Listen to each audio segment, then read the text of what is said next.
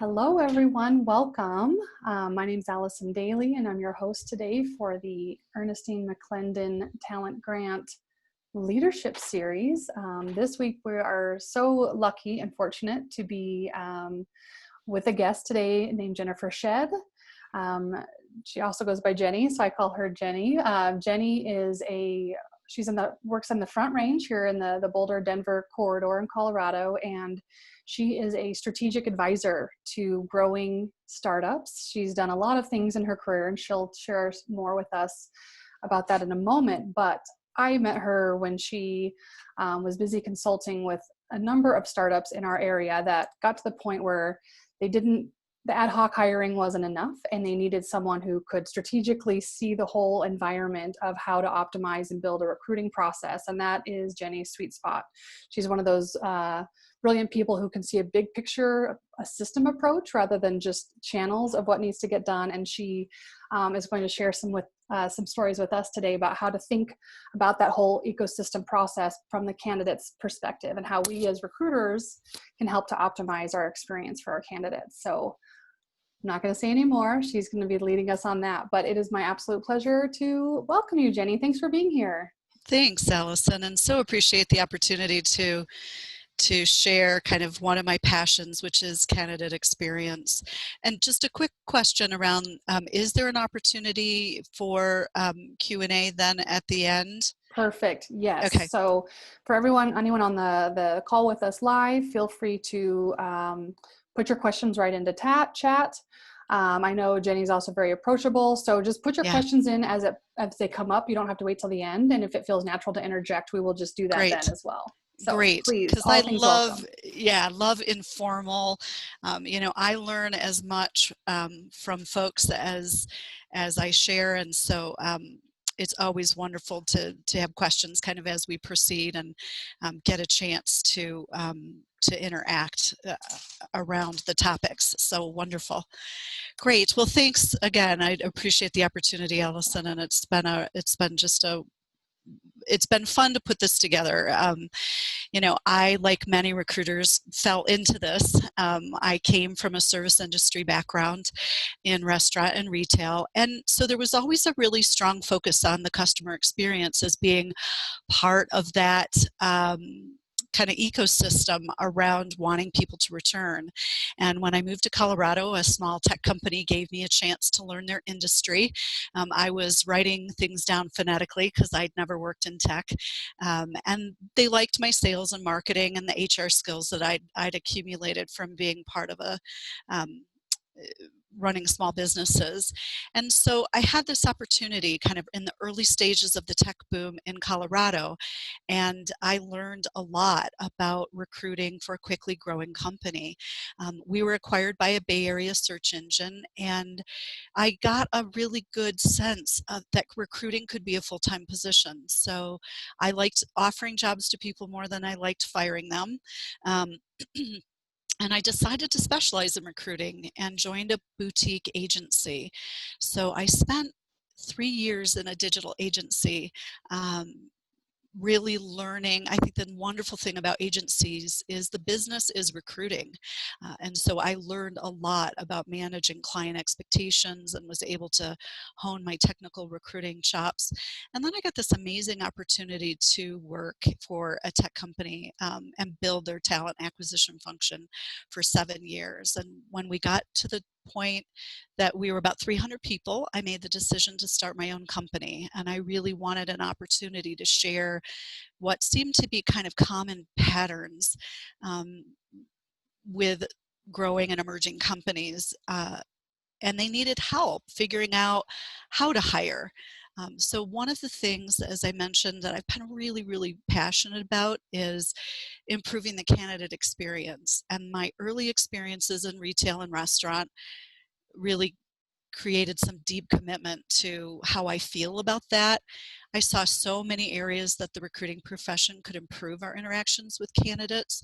There was so much that was missing, and I heard a lot of stories about candidates having really bad impressions of companies because of the recruiting experience that they'd gone through. And so throughout my career, my focus is to change the negative perception of recruiters and the poor treatment of candidates. And the feedback I've received based on kind of this commitment has been overwhelmingly positive. It's amazing to hear people talk about how grateful they are that we treat them with such respect. And so I've just built this recruiting model based on a simple principle of treating people the way that I wish to be treated. And I've implemented it in every company and client that I've worked with. I strive to be as honest as I can with candidates. I never force a match. I like to provide people with information and also bring back their experiences into the organization as the voice of the candidate. And so much of what I'm going to share is focused on my internal or corporate recruiting, but it's also the way I learned to work in agency. I always put people first, and the money always took care of itself. So I learned never to pressure candidates and to respond kind of sincerely and help them in their job search if I could. So this is an informal presentation. Would really encourage you to share any questions or any experiences that you've had kind of as we go through this process. So without further ado, unless there are questions, we can begin. Oh, we're excited. Yes, let's get started. Yay! Yes. All right. So let me just make sure I can share my screen. Host has disabled participant okay. screen sharing. So let me fully make you from a panelist to the host. There we are. Thanks.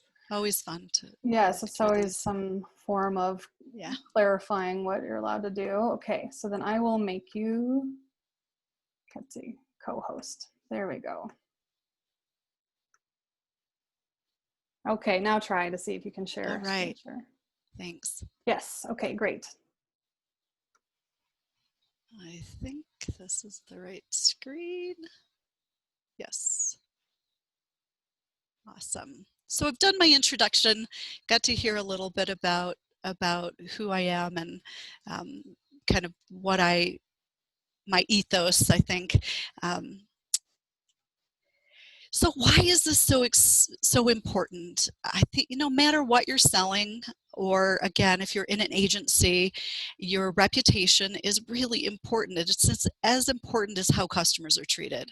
So the journey that candidates go on says a lot about an organization.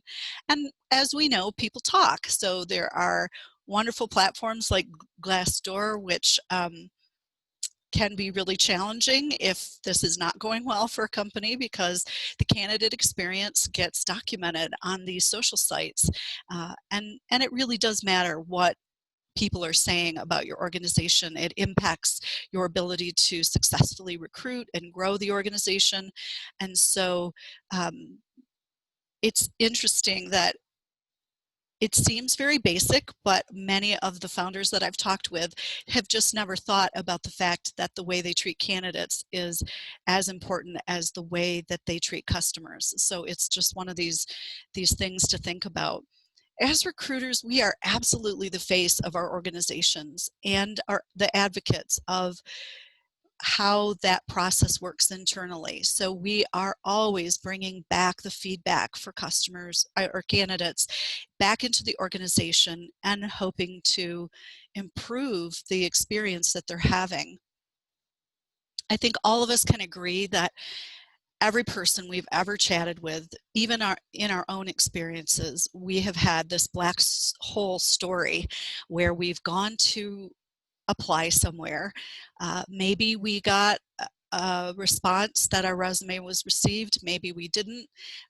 We go through an interview process. Maybe the recruiter gets back to us, or whoever has done the interviewing, maybe they don't.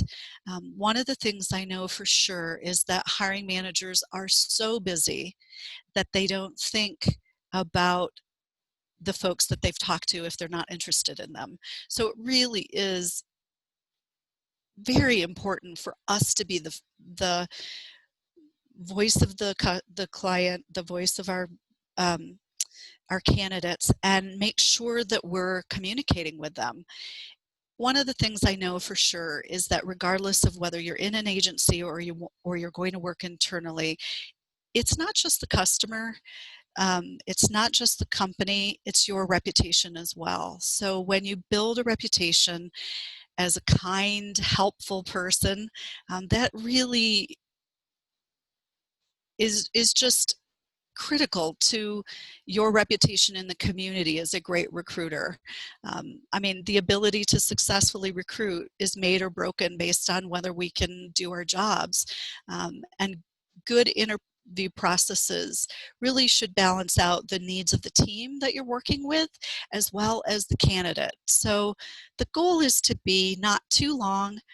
And we can certainly talk about some of the experiences I've witnessed where you've got 15 interviews and it's this very long, involved process. We really want to take the time we need to know the candidate, but not drag it out and make it a situation where it is incredibly time consuming for them or just something that's just an unpleasant experience. So I'll stop for a minute just in case anybody has any questions. I'm not Great. seeing it. Yep, please Okay. go ahead. Wonderful. So I think where we start is the job description. And this is an interesting, there's a lot of people that say, do job descriptions even matter? Because a lot of the roles that we're looking for, we're sourcing for, but they really are marketing. So it's the candidate's first impression of an organization is what they read. And I'm a big fan that you don't get a second chance to make a first impression. So really the way you pull together and describe a job description is important. I mean, these are marketing materials.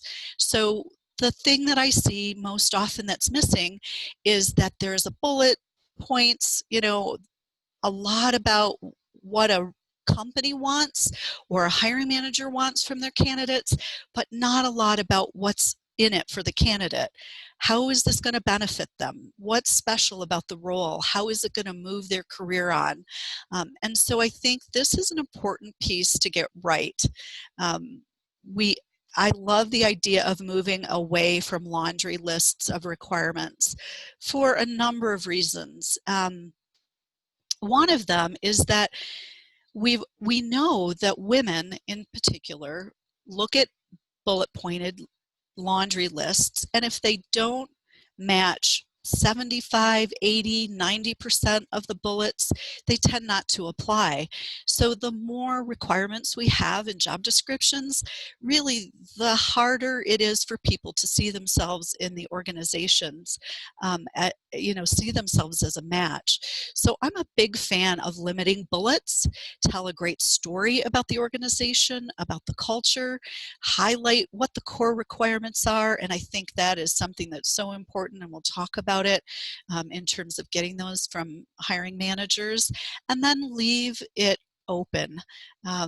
This is really your opportunity to sell the organization, the culture, so it's so important to make that a good experience. And one of the things that I've seen work really well, and it's okay if it's not your culture and you don't want to include it, but I worked with a company whose founders were improv comedy, and they would infuse the job descriptions with just funny quips and quotes. It was so reflective of their culture, and it was incredible the response we got from candidates to their job descriptions. It really, the dry, boring job description, I think, is kind of gone the way of the dinosaur. I really think it's important to describe, the exciting things that the company can offer and what would make this opportunity fun and meaningful for the candidate.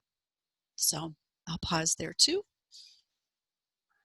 That is really, I'm loving everything that you're saying here, Jenny, especially there's so much of our job that we just think about as we're talent people that it's our job and we're working versus we're also marketers and thinking about the candidate as our customer, and the job description really being more about getting someone excited to apply rather than like the point of view of the company, what they're looking for, really putting it in a what's in it for them orientation. I think that it's really important that we get reminded of that. Yeah, we really are, I watched a really interesting presentation. It was talking about moving the whole talent acquisition function away from order takers and order fillers to true coaches and consultants, to our hiring managers. This isn't the thing they do all day. This is their side job. And so it is such an important thing for us in terms of value for the company, as well as increasing our value and our skills as recruiters, to make sure that we're just great coaches, sharing with our organizations how we appear to the outside world, and making sure that that's as good as we can possibly get it. So it's absolutely, we are marketers, we're sales folks, we're networkers, we're matchers, we're psychologists. There's a lot of different elements that go into being a great recruiter. The other piece that I think is important while we're talking about the marketing is career site. So sometimes it gets very easy to go into pages and pages to convey, what is the essence of an organization. And I think the important thing in almost every organization that I've gone into is there's a lot about the product in the career site when I first go on the career page. And this again is about the essence of the organization, the values, the mission of the founders, their journey. I think these are really important things to highlight, let people know kind of why it is that they would want to join an organization, and really save the product information for the product pages.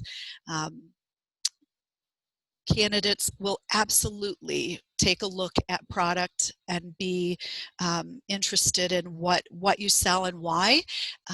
But this is really an important piece. And if you're really struggling with employment branding, which is something I think is a complete topic on its own, sometimes you'll hear common themes just by interviewing or talking with your hiring managers or the teams. And you'll begin to understand why people come and join the organization and why they stay. And those are wonderful elements to weave into the culture. They become your employment branding story. And so it's so important to include that. The other thing that I have a passion about is applying.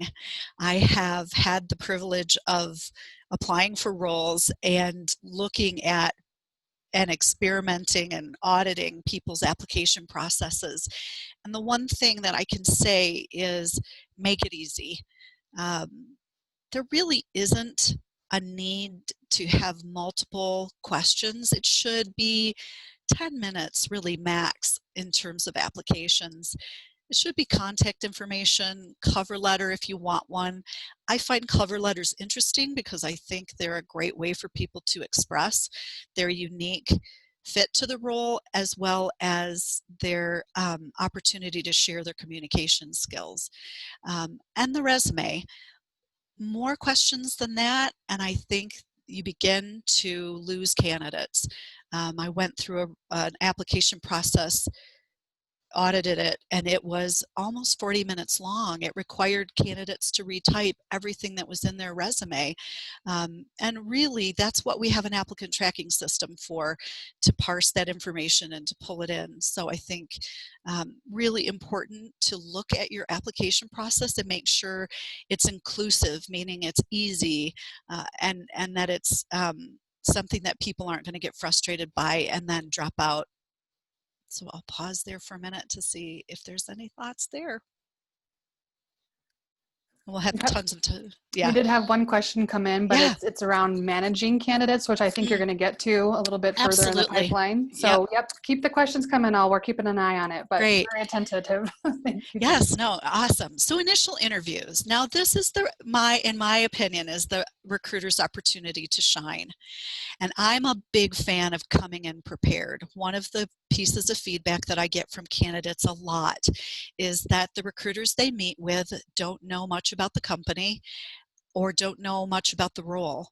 And so it is so, so important that we know as much about those two things as we can. And I start that by talking with, at this point in my career, I kind of know the general questions that candidates are going to ask. They're going to ask about the role, the expectations. They're going to ask about the stability of the company. They're going to ask about benefits and perks. They're going to ask about the manager's style, what the team is like. How is it that they are able to advance? Is there a review process? What does comp look like, and how often does that get reviewed? So these common questions, I begin every process with a hiring manager by pulling together an FAQ. I know what candidates are going to ask. I know the more senior the position, the more interested they're going to be in the financials of the organization, of the way the leadership team interacts with each other. And so I spend a fair amount of time with hiring managers pulling together this FAQ for candidates. I think it's so important. We're all ambassadors of the organization. So not only should the recruiters know this, but so should the interview team. They should be able to answer general questions about the company as well as the role. And so our job as recruiters is to make sure that we are helping to prep our teams as well as make sure that we're prepped as well.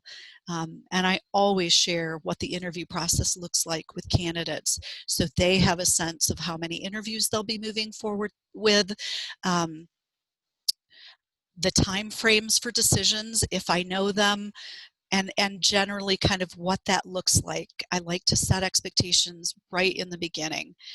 And again, I can't stress enough that when you, as the representative, the talent acquisition representative for your organization, get on the phone with that candidate, it's an opportunity to really impress them with your level of knowledge about the organization and the role. And this is especially true, I think, as well for agency candidates.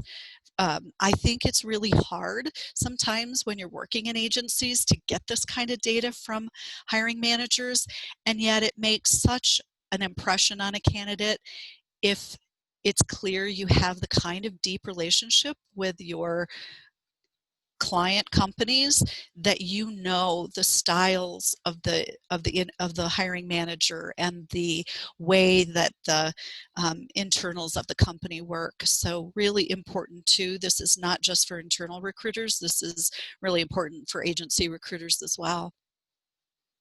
So I'll pause for a moment.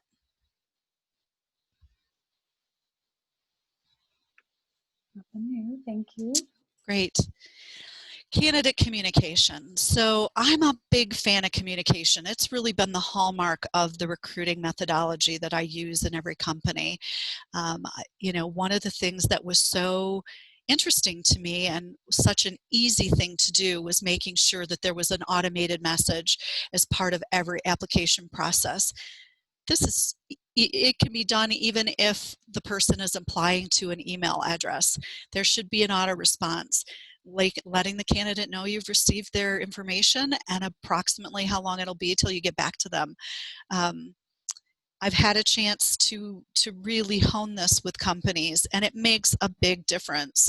And I think it's surprising that this is still not, and every company doesn't do this. And it's something that people just don't even think about. So it is one of the first things that I do when I get into an organization, is to make sure that there's a message to let people know that we've gotten their information.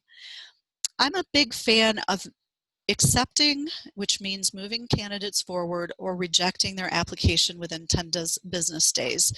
This can be tricky when you're busy, but I believe that 2 weeks is really enough time for us to get through candidates, for us to make decisions, and for us to move candidates forward. So I'm a big fan of being clear that within 2 weeks they'll hear something from us. I think that means another email. So for candidates, you've reviewed their resume and they're not a fit, make sure that you respond with an email, letting them know that in a kind way, that they're not exactly the right fit for the role, but that you'll keep them in touch. You'll keep in touch with them for future. And I think for me, this again has been one of the things that has really differentiated me as a recruiter. I do go back to candidates.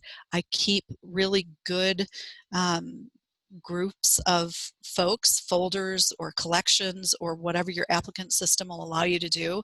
And I revisit candidates and they are incredibly delighted to hear from me.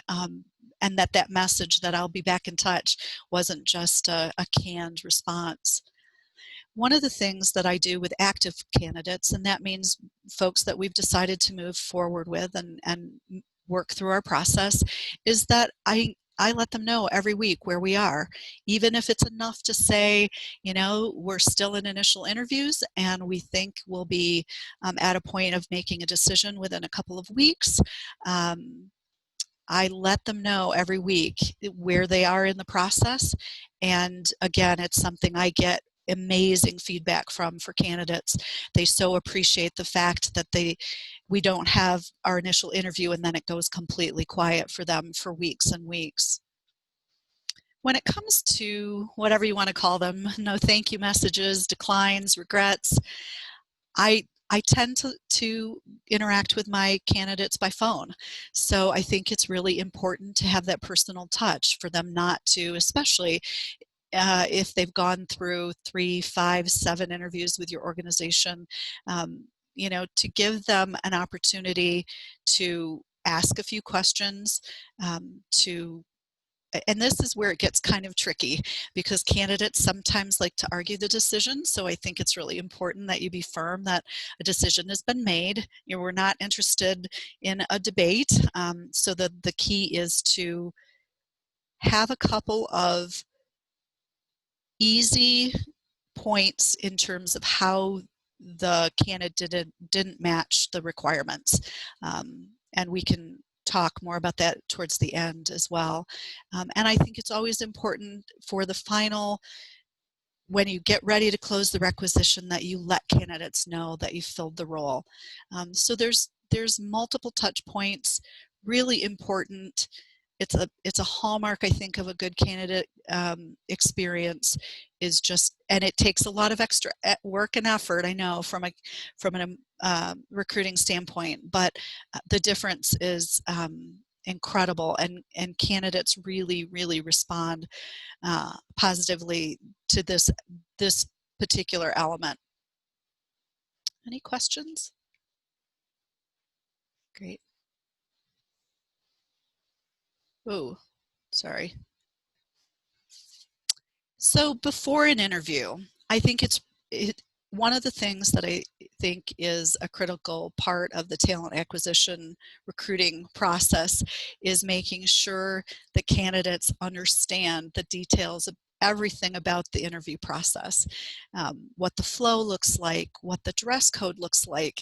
Every company is really different, and you don't want your candidates to show up embarrassed if they're in the wrong type of attire for the organization. Denver can be a little bit more buttoned up. Boulder can be very relaxed, but I think it's important for us to just be clear, and especially with video interviews, kind of what a dress code needs to look like and what the schedule looks like and who they'll be meeting with. This is something that's often left out of interview processes for candidates, and candidates like to show up prepared. So if they can have an opportunity to see who it is they're meeting with, that helps them pull together the questions that they might ask. Exercises have become a really big piece of interview processes, and I've got mixed feelings about them.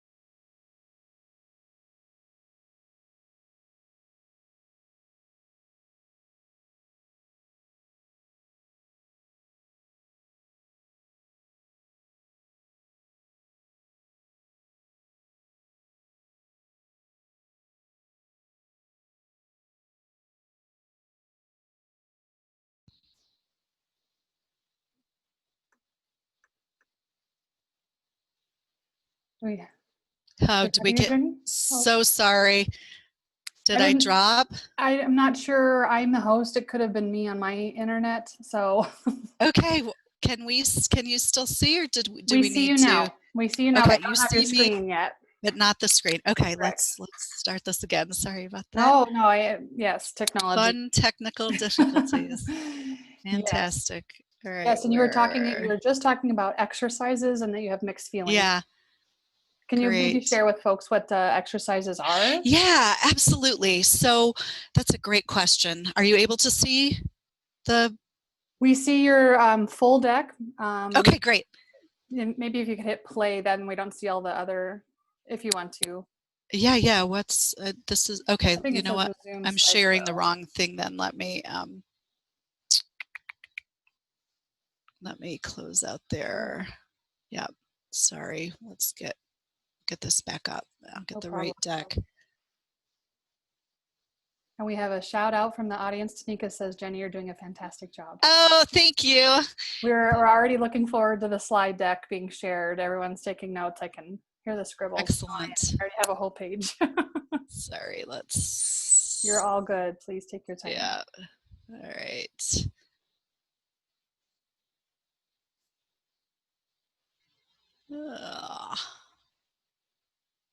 There we go, I think. Hopefully that's the right one. I think we were at, sorry for You're good. Nope. This the is ride along here. Yep, here we are. Okay, wonderful.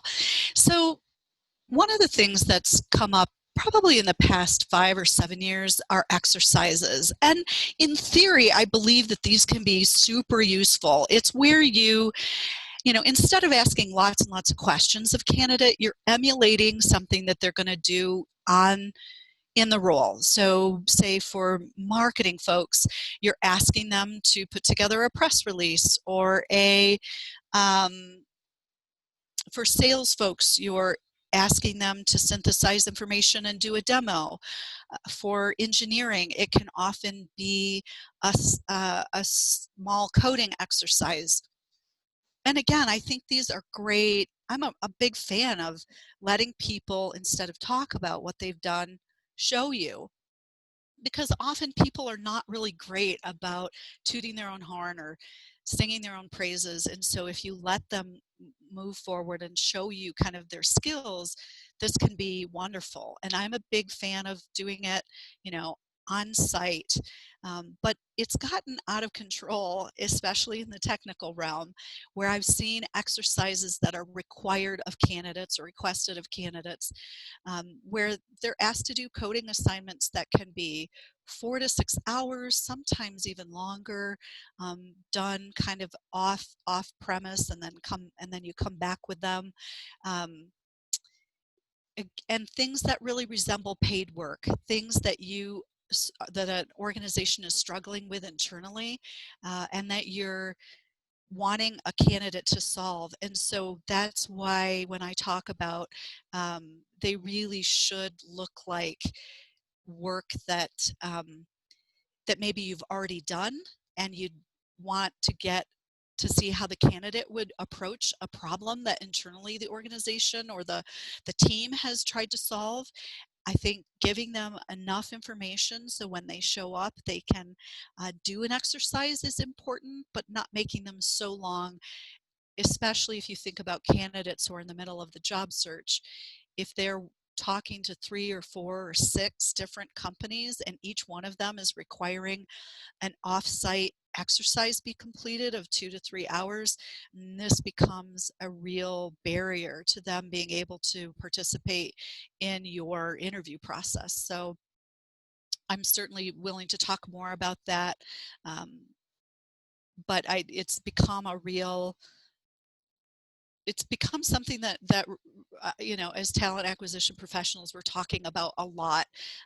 Hiring managers have really attached themselves to these long involved exercises, and I think, again, as voices of the candidate, it's our role to come back and strike the right balance between what's important for the team that's interviewing and what's important for the candidate. And so this has probably been the area that I've spent the most time in the last couple of years, getting this piece right. So in terms of location, I think when we come back to in-person locations and interviews, the important part is making sure that you have a room that looks inviting. It's so interesting when I come into organizations, the rooms that they're using for candidates. They're usually dark, messy, areas where it just isn't an inviting place to conduct a 4 or 5 hour interview. So I always think about what the aesthetics look like in an organization. The other thing that's important, and I think it depends on it, if it's you or if it's a coordinator that's helping schedule or an admin assistant, make sure that you include an opportunity for candidates to use the restroom. It sounds really elementary, but it doesn't happen a lot. And especially, I think, with video interviews, it's important that we take breaks and allow candidates to get up and move around and then come back to another session. Interviewing flow is really different. We don't need to try to replicate an interview process that would occur on site with video interviews. There's no need for candidates to sit in a chair for 4 or 5 hours. It's just not a great experience for them. And then I think it's always important in an interview flow to kind of understand, that the person who's the first person in the interview understand that they're first. So I always provide to the interview team what the interview schedule looks like as well, so they know where in the process they are. So they know who's greeting the candidate and who's kind of doing the wrap up with a candidate, who is the last person on that interview panel or the interview process, and approximately kind of what the time frames will look like before as the recruiter is back in touch with them. So, any questions? Not yet. Great. So prepping the interview team, this again I think has become one of these things that I've determined is really, really critical. Teams always ask me if we can skip this, and I in the beginning would say yes, and then found that it is one of the most important pieces for a number of reasons. The interview is it, right? This is the heart of the process. This is the place where we're spending the most time with candidates. And I've never been part of an interview team where the execs couldn't use some help. They'll always tell you that they've done hundreds of interviews and they know what they're doing. And without fail, I get feedback that they were either asked, that candidates were asked questions that were not appropriate, or often that the experienced interviewer talked too much, didn't actually interview the candidate. So I think the key here is, again, with our balanced hat on, thinking about the candidate experience, that they are evaluating the company, they are evaluating the team, they're looking at the individual team members, trying to determine if they're people that they could feel comfortable and would like to work with. And so it's so important that the interview team is prepped. And that means, for me, a kickoff meeting. Now, I have a kickoff meeting with the hiring manager, just the hiring manager alone. And I also have a 30-minute interview kickoff with everyone on the interview team. We try our best to make sure that this interview team is consistent. We want to make sure that all people have met a candidate. And so I tend to discourage kind of open interview teams that are changing a lot, because it's hard to compare notes when different people on the interview team have met different candidates. So what I do in this meeting is have the manager describe the role, kind of the reason that the position is being hired, what the success criteria, what the managers, the hiring managers' expectations are and the skills they're seeking. That way everyone on the team has heard from the hiring manager the same information. They know why the role is being hired. They know approximately the type of person that the manager is looking for. And the other thing that we do is we make sure that every team member is focused on a different area of the skills and attributes that are important in the interview. One of the things that we hear a lot as recruiters is that team members either didn't have good questions ready or they asked the same question. And there's nothing more frustrating from a candidate point of view to come into an interview and it be asked the same question over and over and over and over. If the team would like my notes, and I always take notes in my initial interview with a candidate, I scrub all the salary information and I share with them the things we've covered, which always are in the initial stages. Why are they interested in the role? Why are they looking or considering a new opportunity? And kind of the last few years of their career experience and how their background aligns with the position. So I am more than happy to share that with the team. Again, minus all of the information that only the hiring manager is privy to, the salary and comp and benefits information. So I think it's really important that as you bring candidates on, they're not asking these basic questions again. The goal is to become even more informed and get deeper. So we talk about the subject areas that each individual or pair is going to talk about in their interview.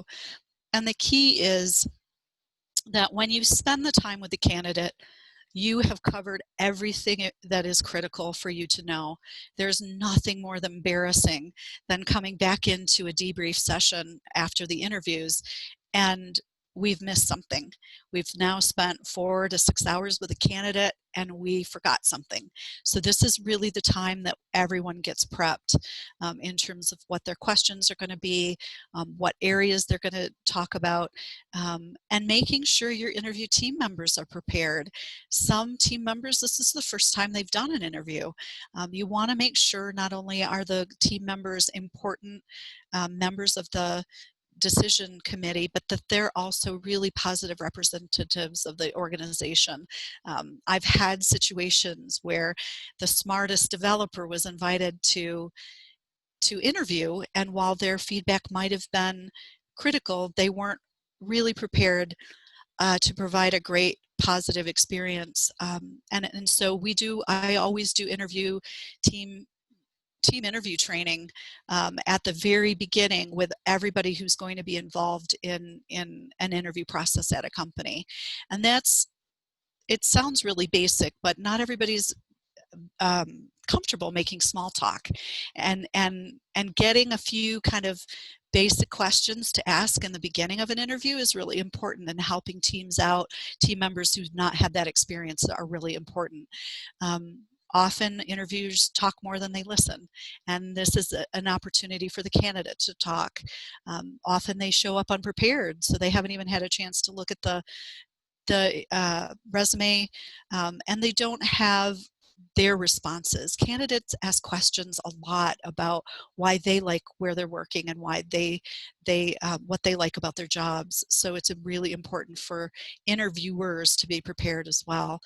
And I always go through kind of what are the questions that we don't ask, that are inappropriate and illegal, so that everybody on the interview teams is really clear about what it is that they can and can't ask. If there needs to be a question, that we can help them frame it in the appropriate way. Again, this is where this coaching piece comes in. We're almost done, and then I'll make sure we have 10 minutes for questions. I think this is another the interview is a big part, and so making sure that there's enough time scheduled for the interview, not only for the person who's asking the questions, but for the candidate is really important. I, you know, I know a lot of people love 30-minute interviews. While that might be enough time for the recruiter to get through or the hiring manager to get through their questions, it's rarely enough time for the candidate to have an opportunity to ask questions and have them answered. So I am a pretty strong proponent of 45-minute minimums for individual interviews. I just, I've done this for a long time, and I just don't know that there is a good way to get through all of the information in 30 minutes and still give the candidate an opportunity to ask questions. And I'm a big believer that, you can do paired interviews well, but you need at least an hour, again, for each person to ask their questions and for the candidate to come back with questions as well. One of the other things that has been a really big sticking point, I think, for hiring teams is bringing candidates in for a giant, you meet 7 people on the team or you meet 5 people on the team. These are really stressful experiences for candidates. It's generally not a great technique for candidates to come in and face more than a couple of people. And so I'm not a fan of these. I don't think that they're productive for anyone. It takes a while for everybody to get their questions answered. They tend to feel like, these rapid fire kind of inquisition type, interview processes aren't great. The one exception is, again, if it's a sales role and this person will be doing demonstrations or doing presentations, then this is the one time when having multiple people in a room in a mock demonstration situation might be perfectly applicable, and it makes sense. But in general, I think the tone of an interview should always be inquisitive and probing, but never like an interrogation. And I know sometimes with technical teams, there's a sort of an interview hazing. They went through something that felt really tough and challenging and like the gauntlet, and they want to provide that same experience for candidates. But I think you find out a lot more about candidates when they're relaxed and not tense, and you'll really see the real person if they're not feeling stressed out about the type of interviews that we've pulled together for them. Yeah, and I think it's always, again, the candidate is evaluating the team as much as the team is evaluating the candidate. So having this be a good experience is really important. So after the interview, I always follow up with candidates. You'd be surprised how much changes and how much you get in terms of feedback after the interview. And things always change. So often a candidate's interview process is speeding up, or they're close to making a decision, or they've really had an experience in hopefully not, but during your process that led them to believe the role wasn't the right position for them. This is really an opportunity to follow up with the candidate and get a lot of feedback around how the interview process went for everyone, the candidate included, and understand kind of where they are in their decision-making process. The thing I know for sure is that candidates who have had great experiences have been willing to come back to me with referrals. So it's such a gratifying experience when they may not be right for the role, but they know someone who is, and they send that person our way. that's amazing. When they buy the product or recommend the product or go out into our community and talk about what an amazing experience they had with the company and how they would absolutely, they might not have gotten the job, but they would absolutely work there and recommend to former colleagues and friends and family that it would be a good place to work. So it really is an important opportunity to treat candidates respectfully, to make sure that we delve completely and fully into their abilities. It's another piece of feedback I hear sometimes from candidates is they don't really feel like they were asked all the questions that highlighted their background. That they feel like, so I think it's important that they feel like they've shared everything. And it's one of the key questions that I invite anyone involved in the interview process to ask a candidate: is there anything else that we haven't covered that you think is important to share? And then understanding what success looks like in the organization. This is all kind of, again, you want the candidate to leave feeling like they had a really wonderful experience regardless of whether they got the position or not. So I will close and see if there are any questions. This has been really awesome, Jenny. Thank you very much. Absolutely. We did get a question that came in regarding managing just the workload as a recruiter. And you'd mentioned you've got, some processes that are like Yes. 17 interviews for that one candidate or that one flow. I know at my height, Yeah. I've had 17, 19 open positions at one time, everything on fire, of course. Yes. So can you walk us through some of your, how you deal with it? So I am a fan of coming out of my Agile background. We developed a system that really helped us understand how many recs a candidate could, or a recruiter could move through. One of the things that's so important is to have a constant feedback loop with an organization. Loading up recruiters with multiple recs just because they're needed and creating a bad candidate experience ultimately does not serve an organization. And so this is something that has always been a tricky balance. What does an organization need versus what does a recruiter need in order to do their job well? I always talk about the triangle that they use in engineering. Time, quality, oh my gosh, no, I've forgotten it. Quality, quantity, time, or cost, sorry. You can't have all of those. You can't do good recruiting and do it fast and cheap. You can't have quality folks, and so I think it's really incumbent on talent acquisition leadership to be able to understand having a good, solid process is of value to a company. How do they articulate that to the executives and get the support that's needed so that we have rec loads that are manageable with a high-touch approach? Again, you won't always get what's perfect. You'll often have to advocate for yourself. All recs aren't created equally, and so it's so important to understand. We call it work in progress. How much work in progress can a recruiter have? And we need someone who's an advocate internally for the recruiting team that says, we're at capacity. We are happy to either add another resource in our recruiting team to meet the needs of the organization. So capacity planning for talent acquisition is one of those things I help teams with, and it is not easy, and it's difficult to talk about the ROI, which is why we talk about how important candidate experience is and what a cost it is to have a negative candidate experience to the organization beyond just, oh, we lost candidates.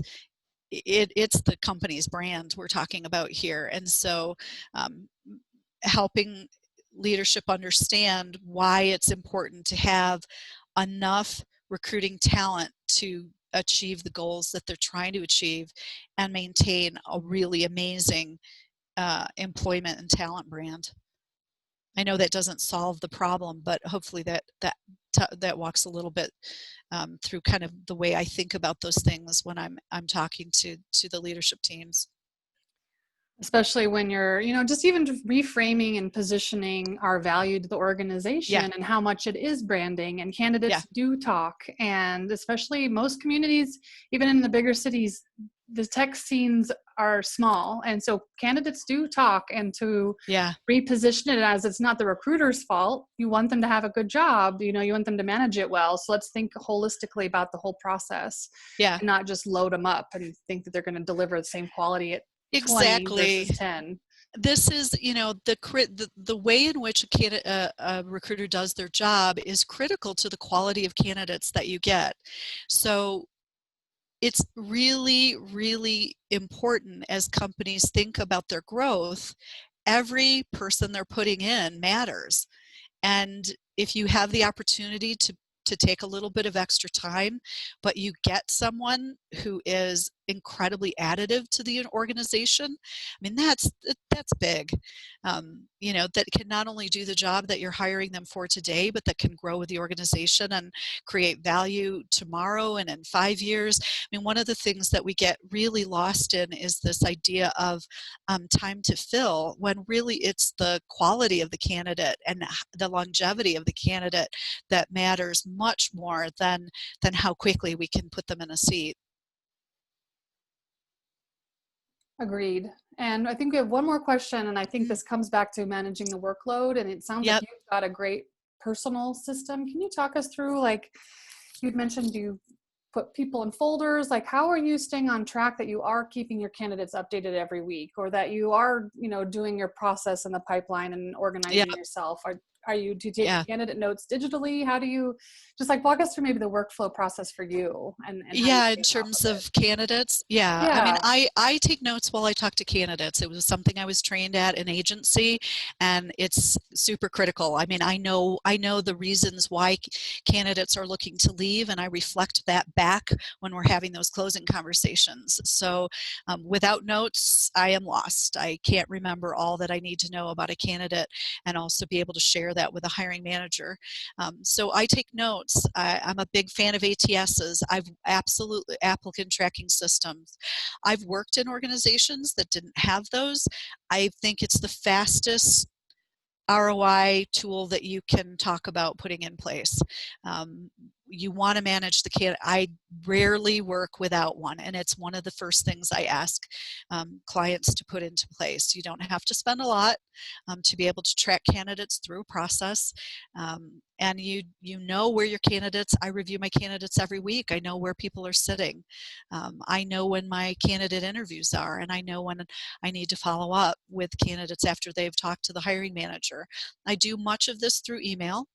Um, and again, I think in a video world, we still can utilize email. It doesn't always have to be video conversations. In fact, I'm a big fan that that we should do phone interviews in the initial interviews, because I want to focus on what the candidate has to say about their skills. I don't want to be distracted by their presentation of themselves or where they're working from, or I really, really want to focus solely on a candidate. But yeah, so I'm highly organized, but I couldn't do it without an applicant tracking system, and I couldn't do it without automated messaging to candidates. Do you have recommendations for whether like maybe a more cost approachable ATS compared to like the bells and whistles version? Yeah, almost all of these. I've worked with one that's called Jazz. It's simple, it's easy. There's 2 or 3 free ATSs. I've done the research, but I've never had a chance to look at them, and I'd be happy to kind of feed that back to your organization, because I just pulled this for a potential client. But I don't know. I've never used them. But anything is better than nothing, and spreadsheets get messy fast. They're just, yeah, I mean, I've done it. You can do it, but you're replicating a lot of information. And again, would you rather have your recruiters out finding great folks, or would you rather have them spend 2 or 3 hours a week managing a messy spreadsheet? an applicant tracking system at $100 a month pays for itself, in weeks. Yes, absolutely. Well, I Yep. feel like we could talk about this all Yes. day. I mean, this is such a good orientation to all the steps of the candidate's experience. The slide deck is super helpful. So if you wouldn't mind after the Yeah. presentation to email it to me, and then I'll share with everyone. What we'll do after this is we'll also upload the recording into the Recruiting Innovation YouTube channel. So you can also point to this moving forward with your other clients. Apologies for any background noise that you might hear right now. But Jenny, this has been so wonderful. Thank you for making time out of your busy day to share this. Absolutely. It was a pleasure. I'm passionate about this and happy to connect with anyone.